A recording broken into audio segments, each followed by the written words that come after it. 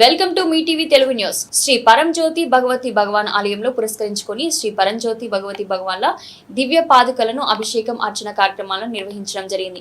వంశాభివృద్ధి పూజ నిర్వహించడం జరిగింది. ఈ వంశాభివృద్ధి పూజ యొక్క మహాసంకల్పం ఈ పౌర్ణమి రోజున ఎవరైతే శ్రీ పరంజ్యోతి భగవతి భగవాన్లను ఆర్చించి ఆరాధించి ఈ పూజలో పాల్గొంటారో వారి వంశాన్ని రక్షించాలనేటువంటి మహాసంకల్పంతో శ్రీ పరంజ్యోతి అనుగ్రహంతో ఈ కార్యక్రమాన్ని గత సంవత్సరం పైగా ఈ కార్యక్రమాన్ని నిర్వహించడం జరుగుతుంది.